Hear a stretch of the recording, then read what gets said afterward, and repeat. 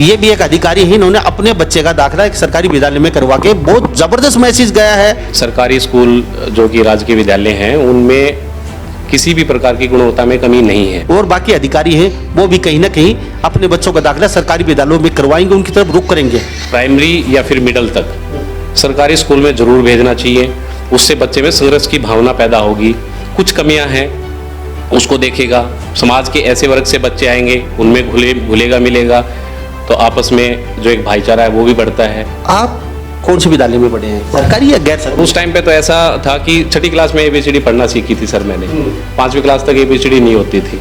तख्ती का भी यूज़ किया, मुझे याद आता है अच्छे से। तो 5वीं क्लास तक मैंने इसी विद्यालय में शिक्षा की थी और उस टाइम तक ये 5वीं तक ही था गाँव में। ये काम अपने घर से स्टार्ट किया है और मैं बस यही कहना चाहती हूँ सर कि मैं बहुत खुश हूँ कार्तिक को लेकर कि इसने अपनी लाइफ का जो स्टार्टिंग है फर्स्ट क्लास है वो एक गवर्नमेंट स्कूल से स्टार्ट की है। हमने कुछ ऐसा किया जिसे देखकर दूसरे भी हमसे प्रेरित होकर ये काम कर रहे हैं। मैं बहुत ही हार्टली थैंकफुल हूँ अपने हस्बैंड का कि उन्होंने ये विश मेरे सामने रखी कि वो अपने बच्चों को सरकारी स्कूल में एडमिशन दिलाना चाहते हैं और इसके लिए मुझे बिल्कुल भी प्रॉब्लम नहीं थी। मैंने पूरे दिल से उनका साथ दिया इस फैसले में। मेरे को बहुत अच्छा लगता है जब लोग मुझे तहसीलदार नहीं बोलते।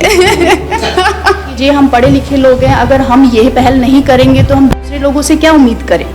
हमने उस पढ़ाई का क्या मतलब रह जाता है जो पढ़ाई किसी दूसरे को मतलब मोटिवेट करने की काम ना आए। एक लाइफ है, उसमें आप जितना हो सके अपनी सोसाइटी को दीजिए। हम अपने बच्चों को वो संस्कार देंगे कि नहीं बेटा ये बच्चा है, ये आपकी तरह ही है। हम उसको उसके जो बैकग्राउंड है उससे क्यों रूबरू कराएं। हम उसको ये बताएं कि ये आपका फ्रेंड है, ये आपके साथ क्लास में बैठता है, आप उसके साथ लंच शेयर कीजिए, आप उसके साथ बुक शेयर कीजिए, अपनी चीज़ें शेयर कीजिए, तभी तो इसके माइंड में वो चीज़ें आएंगी। अगर हम नॉर्मली किसी को बोलेंगे तो वो सबसे पहले यही क्वेश्चन उठाते हैं कि क्या आपने अपने बच्चे को डाला है। आपका बच्चा AC में पढ़ता है तो आप कैसे दूसरे बच्चे को बोल सकते हो। तो अब मैं प्राउडली कह सकती हूँ कि यस मेरा बेटा भी एक सरकारी स्कूल में जाता है। किसान से लेके मजदूर से लेके बड़े अधिकारी तक सबके दिल में ये है कि मेरा बच्चा पिछड़ ना जाए।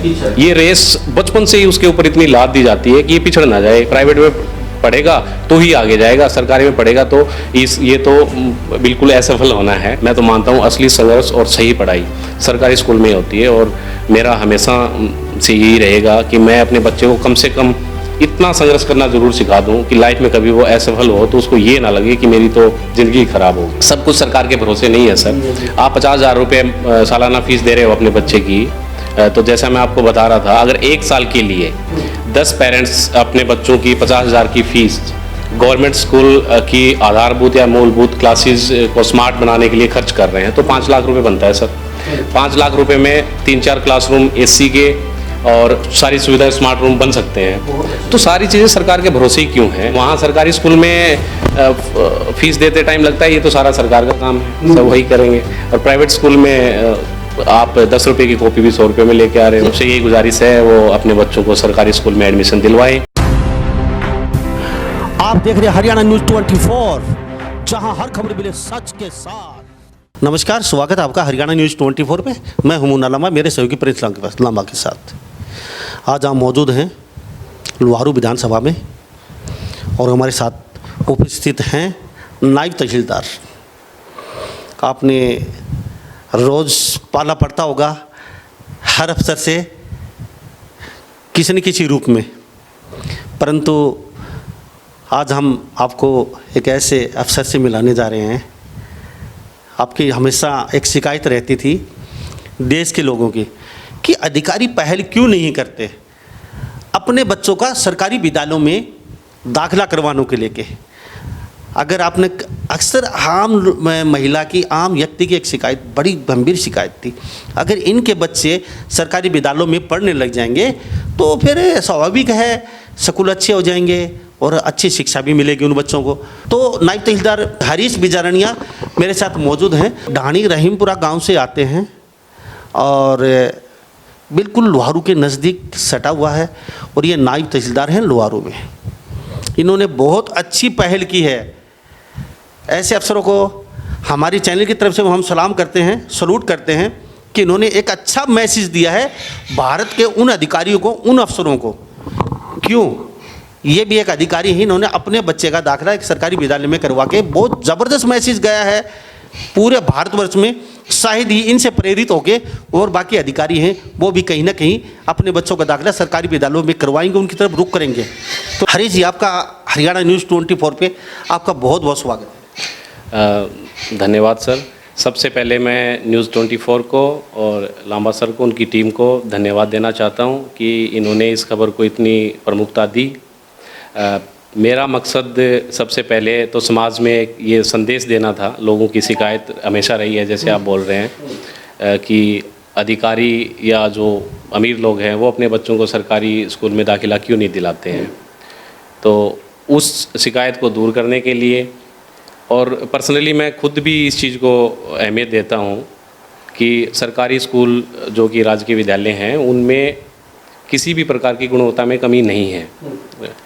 अगर हम कंपेयर करें प्राइवेट स्कूल और गवर्नमेंट स्कूल के टीचर्स की, तो प्राइवेट स्कूल और गवर्नमेंट स्कूल के टीचर्स में मैं मानता हूँ कि ज़्यादा प्रतिभा गवर्नमेंट स्कूल के टीचर्स में है, क्योंकि वो जितने नॉर्म्स होते हैं एक टीचर बनने के लिए, जितने एग्ज़ाम्स होते हैं सारे वो क्लियर करते हैं। और फिर भी कहीं ना कहीं पिछड़ क्यों गए? आपको भी पता है, हमें भी पता है, जो प्राइवेट विद्यालय हैं वो अभी फ़िलहाल एक व्यवसाय बन चुके हैं उनका, और वो एक चकाचौंध भरी लाइफ में आम आदमी पिसता जा रहा है। अभी हमारी बातें आपसे हो रही थी कि 50,000 रुपये साल में किसान बचा पाता है, वो विद्यालय में दे देता है। और आपने अपने बच्चे का दाखिला करवाया, क्या सोचा है, क्यों करवाया? आप भी एक बड़े अधिकारी हैं, अच्छी सैलरी मिलती है आपको, अच्छा भरा पूरा परिवार है, तो आप भी कहीं भी बड़े विद्यालय में करवा सकते थे। आप गुड़गांव करवा सकते थे, दिल्ली भी करवा सकते हो, आप अच्छी सैलरी मिलती है, आप एक अधिकारी हैं, तो क्या सोचा, क्या दिमाग में आया? सर, इसके पीछे 2 रीज़न रहे हैं। सबसे पहले तो मैं बताना चाहूँगा, मेरी 2 जो बड़ी बहनें हैं वो सरकारी अध्यापिका हैं राजस्थान में। तो अक्सर हम बैठ के बात करते हैं, तो उनसे समस्याएं जानने की मैं कोशिश करता हूँ कि सरकारी विद्यालय में लोग मतलब क्यों नहीं भेज रहे हैं अपने बच्चों को, उसके पीछे का रीज़न क्या है। दूसरा, क्या आप लोग पढ़ाई नहीं करवाते हैं? तो इतना पिछड़ क्यों रहे हैं? दिन दिन स्कूल कम होते जा रहे हैं। गांव में अगर बच्चे कम हैं तो स्कूल टूट जाते हैं, मान्यता रद्द कर देते हैं उनकी। तो सबसे पहले वो वही बात बोलते हैं कि हमारे पास बच्चे नहीं हैं। एक क्लास में अगर 4 बच्चे बैठे हैं तो कंपटीशन की इतनी भावना नहीं आएगी और टीचर का भी इतना मन करेगा नहीं पढ़ाने का। हौसला किसी भी इंसान का तभी बनता है जब उसके रिजल्ट सामने दिखते हैं। तो अगर हम 15 से 20 बच्चे एक क्लास में उनको दे रहे हैं तो सरकारी टीचर के नतीजे आप खुद देखना बहुत ज़्यादा अच्छे आएंगे। दूसरा रीज़न मैं खुद सोचता हूँ कि प्राइवेट स्कूल्स में हो सकता है कुछ सुविधाएं बेहतर हों, जैसे क्लासरूम इंफ्रास्ट्रक्चर की बात आए, मॉडर्न एजुकेशन, स्मार्ट क्लासेस। सरकारी स्कूल में हो सकता नहीं हो, प्राइवेट स्कूल में वो होती हैं, इस चीज़ को मैं मानता हूँ। लेकिन उस चीज़ के लिए वो गरीब लोगों से जो पैसा वसूल कर रहे हैं वो मुझे हमेशा खटकता है। सर, मैं समर्थ हूँ, मैं 50,000, 60,000, लाख रुपया सालाना खर्च कर दूँगा अपने बच्चे पे, लेकिन जो दूसरे किसान परिवार हैं या गरीब मजदूर लोग हैं उनके ऊपर धीरे धीरे प्रेशर बनता जा रहा है। मैंने खुद सोचा है, अगर मेरे आस पड़ोस की बात करें, मेरे परिवार में और लोगों की बात करें, तो उनके दिमाग में हमेशा ये जाता है कि इसका बच्चा प्राइवेट स्कूल में पढ़ेगा तो उसकी नौकरी भी पक्की है, वो भी अधिकारी बन जाएगा, और हमारे बच्चे अगर गवर्नमेंट स्कूल में पढ़ेंगे तो वो तो पिछड़ जाएंगे। तो पेरेंट्स में जो डर है वो उनको मजबूर करता है प्राइवेट स्कूल्स में अपने बच्चों को दाखिला करवाने के लिए। समर्थ नहीं है वो लोग, साल में लाख रुपया, 50,000 रुपया वो बचा पाते हैं खेती बाड़ी में और वो स्कूल में दे के आ जाते हैं, बाकी चीज़ों की कमी रह जाती है बच्चे में। तीसरी चीज़ सर, संघर्ष ज़रूरी है लाइफ में। बच्चे को हर चीज़ सब कुछ ठीक ठाक मिली, स्कूल ठीक मिला, एसी में क्लासरूम में बैठ के पढ़ के आ गया, घर में भी आप सारी सुविधाएं उसको दे रहे हो, तो समाज के उस तबके से वो रूबरू हो ही नहीं पाएगा जो मूलभूत और आधारभूत समस्याओं से जूझ रहा है देश में। तो मैं मानता हूँ कम से कम प्राइमरी या 10वीं क्लास तक, जब तक आपका बच्चा कुछ और कैरियर ऑप्शन चूज़ करने लायक नहीं हो जाता है, उसके बाद उसकी मर्ज़ी है, वो प्राइवेट इंस्टीट्यूट में पढ़ना चाहता है या क्या कैरियर परस्यू करना चाहता है, उस पर डिपेंड करता है। लेकिन प्राइमरी या फिर मिडल तक सरकारी स्कूल में ज़रूर भेजना चाहिए। उससे बच्चे में संघर्ष की भावना पैदा होगी, कुछ कमियां हैं उसको देखेगा, समाज के ऐसे वर्ग से बच्चे आएंगे, उनमें घुलेगा मिलेगा, तो आपस में जो एक भाईचारा है वो भी बढ़ता है। तो ये चीज़ें हैं जिसने मुझे हमेशा से प्रेरित किया था। मैं हमेशा सोचता था कि मैं मेरे बच्चों को सरकारी स्कूल में पढ़ाऊँगा, लेकिन भगवान मुझे ऐसे पद पे पहुँचाए जो समाज के लिए भी एक मैसेज दे तो ज़्यादा अच्छा रहेगा। और सारी चीज़ें आज उस पद पे आपको पहुंचा दिया है। आज आप एक अधिकारी हैं, लोहारू में कार्यरत हैं, तहसीलदार।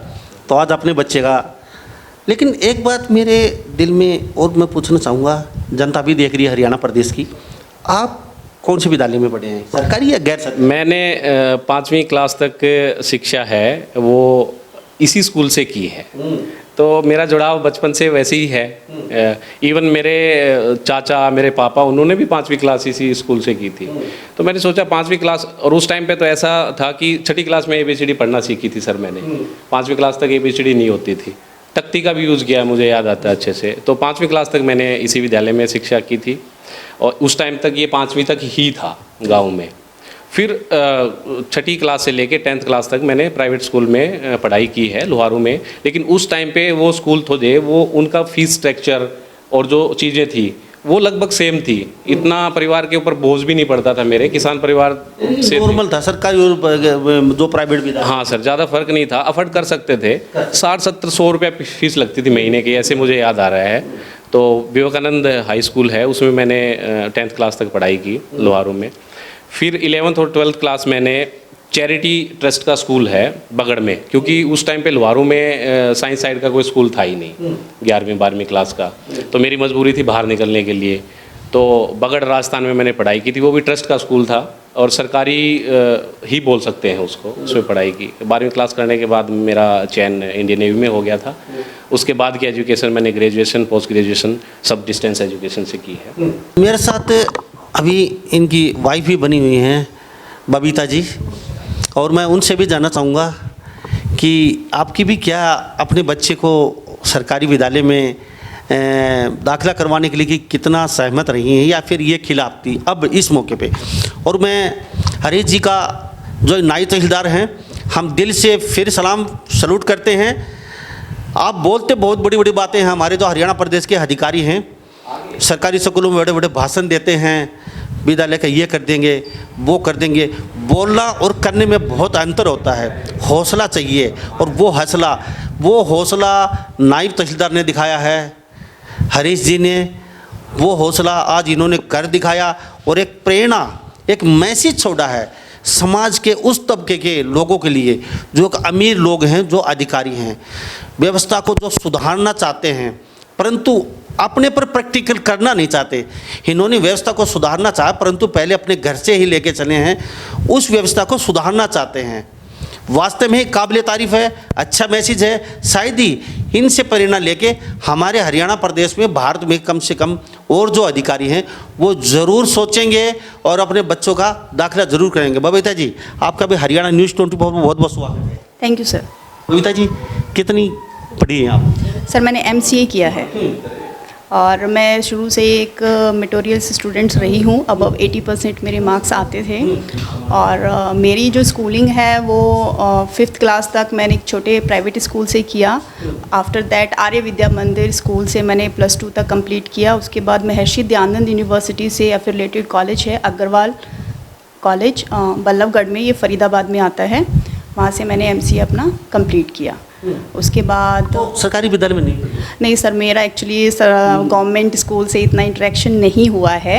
लेकिन मुझे खुशी है कि जिस चीज़ को मैंने नहीं किया वो अब मैं अपने बच्चों के थ्रू उस चीज़ को करवाना चाहती हूँ। मैं खुद सोसाइटी को एक मैसेज देना चाहती थी कि हम ऐसा क्या करें, खुद एक एग्ज़ाम्पल सेट करना चाहते थे कि हम ऐसा क्या करें जिससे कि सामने वाला हमसे इंस्पायर हो। ये आपकी लाइफ का एक बड़ा एम होता है कि हमने कुछ ऐसा किया जिसे देखकर दूसरे भी हमसे प्रेरित होकर ये काम कर रहे हैं। और मैं बहुत ही हार्टली थैंकफुल हूँ अपने हस्बैंड का कि उन्होंने ये विश मेरे सामने रखी कि वो अपने बच्चों को सरकारी स्कूल में एडमिशन दिलाना चाहते हैं। और इसके लिए मुझे बिल्कुल भी प्रॉब्लम नहीं थी, मैंने पूरे दिल से उनका साथ दिया इस फैसले में। और आज मैं बहुत खुश हूँ और सिर्फ एक मैसेज देना चाहती हूँ इस सोसाइटी को कि आप ये मत सोचिए कि जो सरकारी स्कूल में बच्चे पढ़ रहे हैं वो ऐसे ही बच्चे हैं, उनका कोई सोशल मतलब सोसाइटी नहीं होती है। नहीं, आप बड़े बच्चे जो होती हैं वो भी सरकारी में पढ़ते हैं, उनके अंदर भी वो प्रतिभा होती है। जो छोटे तबके के लोग हैं वो ही सिर्फ सरकारी स्कूल में नहीं जाते हैं, वहाँ पे जो टीचर उनको पढ़ाने के लिए आता है वो हाईली एक्सपीरियंस्ड टीचर्स होते हैं जिन्होंने अपनी पूरी ज़िंदगी में संघर्ष देखा होता है। तो उसको आप अपने एक फाइनेंशियल स्टेटस के साथ कंसीडर मत कीजिए कि भाई मेरा बच्चा सरकारी में जा रहा है तो दूसरा क्या सोचेगा। ठीक है, ज़्यादा से ज़्यादा कोशिश कीजिए, हम पढ़े लिखे लोग हैं, अगर हम ये पहल नहीं करेंगे तो हम दूसरे लोगों से क्या उम्मीद करें। हमने उस पढ़ाई का क्या मतलब रह जाता है जो पढ़ाई किसी दूसरे को मतलब मोटिवेट करने की काम ना आए। एक लाइफ है, उसमें आप जितना हो सके अपनी सोसाइटी को दीजिए, और ये काम अपने घर से स्टार्ट किया है। और मैं बस यही कहना चाहती हूँ सर कि मैं बहुत खुश हूँ कार्तिक को लेकर कि इसने अपनी लाइफ का जो स्टार्टिंग है फर्स्ट क्लास है वो एक गवर्नमेंट स्कूल से स्टार्ट की है। बबीता जी के बहुत अच्छे विचार हैं। बबीता जी, कहीं थोड़ा सा दुख दिल में कभी आपका थोड़ा सा कभी, अभी आपके पति जी हैं तहसीलदार हैं, आपको घर आके इन्होंने बोला मेरी इच्छा है मैं अपने बच्चे का एडमिशन करवा रहा हूँ और वो भी सरकारी विद्यालय में, आप शहर से हैं तो आपने एकदम फटाक से कैसे हाँ बोली नहीं नहीं सरकारी विद्यालय सही है? सर एक्चुअली यही तो जो गैप है, इसी गैप को ही तो कम करना है। हम बड़े हो जाते हैं, हम पढ़ लेते हैं, लेकिन हमारी सोच वही रह जाती है। ये सोच कब चेंज होगी? जब हम अपने बच्चों को वो संस्कार देंगे कि नहीं बेटा ये बच्चा है, ये आपकी तरह ही है। हम उसको उसके जो बैकग्राउंड है उससे क्यों रूबरू कराएं, हम उसको ये बताएं कि ये आपका फ्रेंड है, ये आपके साथ क्लास में बैठता है, आप उसके साथ लंच शेयर कीजिए, आप उसके साथ बुक शेयर कीजिए, अपनी चीज़ें शेयर कीजिए, तभी तो इसके माइंड में वो चीज़ें आएंगी कि नहीं मेरे को मम्मा ने ये सिखाया है।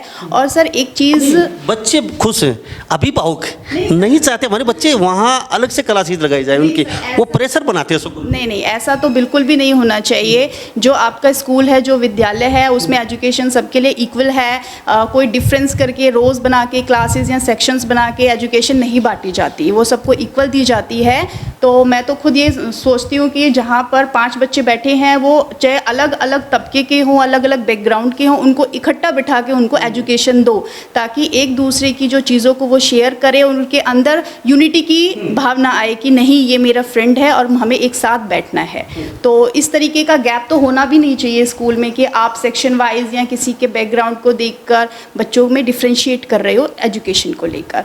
और सर मेरे अंदर बिल्कुल भी अभी भी मेंटली ये कुछ प्रेशर नहीं था, ना मेरे हस्बैंड ने मुझे प्रेशर डाला। उन्होंने जस्ट बोला कि आप क्या चाहते हो, आपकी क्या राय है। तो मैंने डायरेक्टली बोला कि नहीं मुझे ये बहुत अच्छा लगा, अगर एक एग्ज़ाम्पल सेट हो रहा है और हमारे थ्रू सोसाइटी को मैसेज जा रहा है। क्योंकि अगर हम नॉर्मली किसी को बोलेंगे तो वो सबसे पहले यही क्वेश्चंस उठाते हैं कि क्या आपने अपने बच्चे को डाला है, आपका बच्चा एसी में पढ़ता है तो आप कैसे दूसरे बच्चे को बोल सकते हो। तो अब मैं प्राउडली कह सकती हूँ कि यस मेरा बेटा भी एक सरकारी स्कूल में जाता है।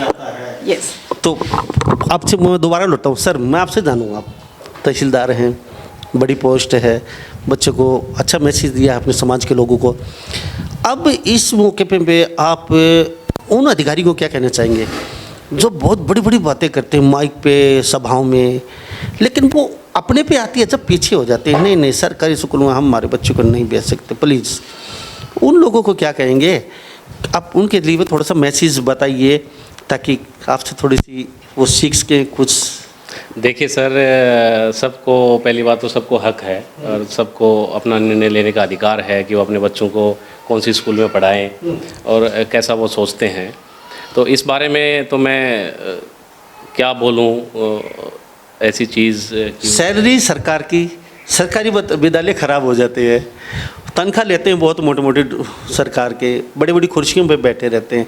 जब उनका नंबर आता है हाँ व्यवस्था को सुधारेंगे, हम बोलते हैं व्यवस्था को सुधारेंगे, सुधरेगी कैसे? अब आपका बच्चा आपके विद्यालय में जाएगा तो वहाँ डर भय बना रहेगा, तहसीलदार का बच्चा यहाँ पे पढ़ रहा है, अगर रिजल्ट बेटर नहीं आया तो तुम्हारे पे गाज गिरनी संभाविक है। सर पहले तो मैं बताऊंगा कि मेरा ऐसा कोई लक्ष्य नहीं है कि मैं डर पैदा करूं सरकारी टीचर्स में। ऑटोमेटिकली प्रेशर बन जाता है, एक अधिकारी का बच्चा पढ़ता है। हाँ, इस बात से मैं एग्री कर रहा हूं कि थोड़ा सा टीचर्स के मन में भी आता है। और दूसरी चीज़ जो टीचर्स के पास भी आप उसको पॉजिटिव लें तो टीचर को अच्छा भी लगता है, उनके पास बच्चों की तादाद बढ़ेगी, पढ़ने को मन करेगा। फिर दूसरा, उनके स्कूल में कुछ आधारभूत या मूलभूत सुविधाओं की कुछ कमी है तो उनके लिए ईजी पड़ता है एक एडमिनिस्ट्रेटिव ऑफिसर होने के नाते मेरे को ये मैसेज पास करने में कि जी आप उच्च अधिकारियों से बात करके स्कूल में स्टाफ की कमी है वो करवा दीजिए, या स्कूल में स्मार्ट क्लासेस के लिए चीज़ें चाहिए वो दिलवा दीजिए। तो मैं तो बोलता हूँ ये स्कूल के लिए भी पॉजिटिव चीज़ है, टीचर्स के लिए भी है और बच्चों के लिए तो है ही। रही बात दूसरे अधिकारियों की, बच्चों को आप बोल रहे हैं कि ऐसा मैसेज देने की, तो मैं तो हाथ जोड़ के सबसे यही प्रार्थना करता हूँ मेरे सीनियर अधिकारियों से, व्यवस्था सुधारने चाहते हैं तो ज़रूरी है कि हम ऐसा एग्जाम्पल सेट करें सबके सामने कि बाकी लोगों को ये डर ना हो। मैं तो समाज से इस डर को निकालना चाहता हूँ कि शिक्षा पे केवल अमीर लोगों का या बड़े अधिकारियों के बच्चों का ही अधिकार है और अपने बच्चे बिछड़ेंगे तो हम जैसे भी करके उनको प्राइवेट में पढ़ाएं, कम खाएं लेकिन प्राइवेट में पढ़ाएं। इस डर को मैं निकालना चाहता हूं इस समाज के उन लोगों से। तो सबसे यही गुजारिश है वो अपने बच्चों को सरकारी स्कूल में एडमिशन दिलवाएं। और व्यवस्था में थोड़ा टाइम लगता है, सब कुछ सरकार के भरोसे नहीं है सर। आप 50,000 रुपये सालाना फ़ीस दे रहे हो अपने बच्चे की, तो जैसा मैं आपको बता रहा था, अगर 1 साल के लिए 10 पेरेंट्स अपने बच्चों की 50,000 की फ़ीस गवर्नमेंट स्कूल की आधारभूत या मूलभूत क्लासेस को स्मार्ट बनाने के लिए खर्च कर रहे हैं तो 5 लाख रुपए बनता है सर। 5 लाख रुपए में 3-4 क्लासरूम एसी के और सारी सुविधाएं स्मार्ट रूम बन सकते हैं। तो सारी चीज़ें सरकार के भरोसे ही क्यों हैं? आप वो 1 साल का डोनेशन आप कीजिए अपने स्कूल में जहाँ आप अपने बच्चे भेज रहे हैं, फिर देखो प्राइवेट स्कूल से अच्छे टीचर तो हैं ही, इसमें तो कोई दो राय है नहीं। सुविधाओं की कमी है वो आप पूरी कर सकते हो ये सोच के कि 1 साल प्राइवेट में फ़ीस दे ली, बाकी 7, 8, 10 साल तक आपका बच्चा उन क्लासों में पढ़ेगा, उन क्लासेस में पढ़ेगा तो वो सारी सुविधाएं मिलेंगी। तो ये सोचने की भी ज़रूरत है। लेकिन वहाँ सरकारी स्कूल में फ़ीस देते टाइम लगता है ये तो सारा सरकार का काम है, सब वही करेंगे। और प्राइवेट स्कूल में आप 10 रुपये की कॉपी भी 100 रुपये में लेके आ रहे हो। कमी कहीं ना कहीं हर तबके की है, चाहे अधिकारी की हो चाहे अभिभावक की हो। इसको हम अलग अलग कैटेगरी में बांट नहीं सकते हैं। किसान से लेके मजदूर से लेके बड़े अधिकारी तक सबके दिल में ये है कि मेरा बच्चा पिछड़ ना जाए। ये रेस बचपन से ही उसके ऊपर इतनी लाद दी जाती है कि ये पिछड़ ना जाए, प्राइवेट में पढ़ेगा तो ही आगे जाएगा, सरकारी में पढ़ेगा तो ये तो बिल्कुल असफल होना है, ऐसी बात नहीं है। आप एग्जाम्पल उठा के देखो, हर बार यूपीएससी के रिज़ल्ट में, एचसीएस के रिज़ल्ट में आपको ज़्यादा मिलेंगे सरकारी स्कूल के प्रोडक्ट्स। जेन्युइन जिसको पढ़ाई बोलते हैं ना, मैं तो मानता हूँ असली संघर्ष और सही पढ़ाई सरकारी स्कूल में होती है। और मेरा हमेशा से यही रहेगा कि मैं अपने बच्चे को कम से कम इतना संघर्ष करना ज़रूर सिखा दूं कि लाइफ में कभी वो असफल हो तो उसको ये ना लगे कि मेरी तो ज़िंदगी ख़राब हो गई है। ये मकसद है मेरा। टीचरों के लिए भी क्या संदेश देंगे? हाँ, हम साथ साथ टीचरों को भी लेके चलते हैं, वो क्या व्यवस्था सुधारें? आप अधिकारी हैं तो उनको क्या करना चाहिए? टीचर्स के लिए सबसे पहले तो मैं बोलूँगा कि समाज का एक सबसे अहम हिस्सा हैं टीचर्स। क्योंकि कुछ व्यवस्था मैं कहना चाहूँगा तो सरकारी विद्यालय के टीचर हैं उनकी भी कहीं ना कहीं कमी रही है विद्यालयों को तोड़ने में। ऐसा नहीं है कि बच्चों की अधिकारियों की कमी है, अधिकारी नहीं पढ़ाने का वजह हाँ फ़र्क पड़ा है, लेकिन कुछ न कुछ कमी उनकी भी ज़रूरी है। देखिए सर, जो कमियां समाज की तरफ से थी और प्रशासन की तरफ से कुछ थी वो तो हम पहले ही डिस्कस कर चुके हैं। अब टीचर्स की बात हो रही है तो उनको मैं यही कहना चाहूँगा कि आप समय पे विद्यालय आए, समय पे जाएं। आपके पास 4 बच्चे हैं, 5 बच्चे हैं, कुछ फ़र्क नहीं पड़ता, आप उन पे मेहनत कीजिए, आप रिजल्ट दीजिए। 5 बच्चों का स्टैंडर्ड आप इतना लेके आएँ कि जब वो बाहर प्राइवेट स्कूल्स में जो बहुत बड़े बड़े स्कूल सो कॉल्ड स्कूल हैं उनके मुकाबले आपके बच्चे खड़े हों तो लोग एग्जाम्पल सेट करें कि देखो ये राजकीय विद्यालय के बच्चे हैं। तो धीरे धीरे सुधार हो जाएगा, आपके पास बच्चे भी आएंगे, आपका और भी मन करेगा। तो अनुशासन ज़रूरी है सबसे पहले, तो अनुशासन बनाए रखें, टाइम पे आएँ, हर बच्चे पे इक्वल ध्यान दें, अच्छी चीज़ें सिखाएं उनको, यही है सर। कविता जी, आपसे जानूँगा, आप शहर से आती हैं, अच्छी पढ़ी लिखी हैं आप भी, तो शहर के जो अमीर लोग, बड़े तबका है, वो गांव के लोगों को एक दूसरी नज़र से देखते हैं, गंवार एक। आपकी क्या सोच है? सर, ये आप जो सोच होती है वो इंसान की खुद की होती है। देखो, आप किसी के बारे में क्या सोचते हो वो आपके ऊपर डिपेंड करता है। सारे लोग इक्वल भी नहीं होते हैं। हाँ, आपने सही बोला कि शहर के लोग हैं, गांव के लोगों को थोड़ा सा कम वैल्यू देते हैं, लेकिन अब धीरे धीरे जैसे बीत रहा है ये चीज़ भी ख़त्म होती जा रही है, क्योंकि गांव के माहौल से भी कुछ ऐसी चीज़ें बाहर आ रही हैं जो शहर में आपको नहीं मिलेगी। मैं खुद एक एग्जांपल दे रही हूँ मेरे हस्बैंड का, कि ये गांव के माहौल में रहे हैं, सब कुछ इन्होंने गांव के परवरिश में अपनी सब कुछ चीज़ कंप्लीट करी, अपनी शिक्षा सब कुछ, लेकिन अगर ये आज सिटी में जाते हैं, शहर में जाते हैं, तो मुझे नहीं लगता ये किसी भी एंगल से मतलब इनको कम आंका जाएगा। तो इंसान की जो वैल्यू होती है वो खुद की होती है, आपके ऊपर डिपेंड करता है कि आप अपनी वैल्यू किस तरीके से बनाते हैं, आपके आचरण से, आपके व्यवहार से, आपके संस्कारों से। तो मेरा ऐसा सोच नहीं है, मैं खुद शहर से आई हूँ, लेकिन मेरे दिमाग में ऐसा कुछ नहीं है कि गांव के लोगों में, यहाँ पे गांव में सबसे मिलजुल के रहती हूँ, यहाँ के रीति रिवाजों को मैंने पूरी तरीके से एक्सेप्ट किया है, यहाँ के माहौल में मैं मिक्सअप होने की कोशिश कर रही हूँ। तो सर ये तो सोच है, देखो इसको मैं चेंज नहीं कर सकती, बट मैं एक रिक्वेस्ट कर सकती हूँ कि गांव के लोगों को आप कैसा समझती हैं? आप अपने मुख से थोड़ा बता दीजिए, गांव के क्योंकि आपके हस्बैंड तहसीलदार हैं अभी, और तहसीलदार एक अच्छी पावर होती है, और खासकर गांव के लोगों के लिए तहसीलदार बहुत बड़ी बात है। देखिए सर, मेरे हस्बैंड तहसीलदार हैं, मुझे इस चीज़ की बहुत खुशी है, लेकिन मेरे अंदर 1% भी इस चीज़ का कोई घमंड नहीं है। मैं आज भी वही नॉर्मल इंसान हूँ जैसे मैं इनके तहसीलदार नहीं थे तब थी। मैं सबसे नॉर्मल बात करती हूँ, मिक्सअप रहती हूँ, सब मेरे से बात करके खुश भी होते हैं। तो मुझे नहीं लगता कि हाँ ठीक है इनका पोस्ट है, और मेरे को बहुत अच्छा लगता है जब लोग मुझे तहसीलदार नहीं बोलते। तो गांव के लोगों में कोई फ़र्क नहीं है, वो बिल्कुल मेरे जैसे हैं, मेरा घर है, मैं खुद गांव की सोसाइटी में देखो रह रही हूँ। यहाँ के बच्चों से सबसे मुझे बहुत प्यार मिला है, बड़ों से आशीर्वाद मिला है, और शायद उन लोगों की विशेष की वजह से ही हम प्रोग्रेस कर रहे हैं। एक बात और जानूँ आपसे लास्ट में, बस शादी की आपने, जो ही गांव का एक आपके सामने प्रपोज किया, गांव में रिश्ता करना आपका, आपने कैसे उस समय कैसे रिएक्ट किया? अरे गांव में ऐसा तो नहीं sir, honestly I am speaking कि जब रिश्ते की बात थी तब ये डिफेंस में थे, और मेरा स्टार्टिंग से ही मन था डिफेंस पर्सन का। तो मैंने इनका वही चीज़ देखी कि जो एक डिफेंस पर्सन होता है वो टोटली डिवोटेड होता है अपनी कंट्री के लिए, अपनी फैमिली के लिए। तो आज के टाइम पे एक पर्सन के अंदर ये क्वालिटी होती है, तो वो ऑब्वियसली जो अपनी कंट्री, अपनी फैमिली को लेकर डिवोटेड है, तो वो अपने वाइफ को, उसकी फैमिली को लेकर 100% डिवोटेड होगा। तो मेरे लिए बैकग्राउंड कंसीडर करना is not a big deal, मेरे लिए उस पर्सन को देखना बिग डील था कि जो सर्व कर रहा है अपनी कंट्री के लिए। और इसीलिए मैंने येस भी किया था, क्योंकि वो उस टाइम पे इंडियन नेवी में थे, और टचवुड मुझे बहुत खुशी है कि वो धीरे धीरे अपनी लाइफ में प्रोग्रेस कर रहे हैं। कविता जी, बहुत बहुत धन्यवाद आपका हमारे साथ बातचीत के लिए और लोगों को प्रेरणा। हाँ जी sir, thank you so much. तो हमारे साथ इनके छोटा सा बेटा क्या नाम है? My name is Kartik. Kartik के। तो बेटा कौन से विद्यालय में पढ़ते हैं? कौन सी फर्स्ट क्लास। फर्स्ट क्लास में। कहाँ पे पढ़ते हैं? गाँव में। गांव में पढ़ते हैं। अच्छा स्कूल। हाँ। क्या बनना चाहते हैं? डीसी। डीसी, उपायुक्त महोदय, वाह जी वाह। अच्छा, गांव के स्कूल से पढ़ के डीसी बन गए। डीसी क्या होता है?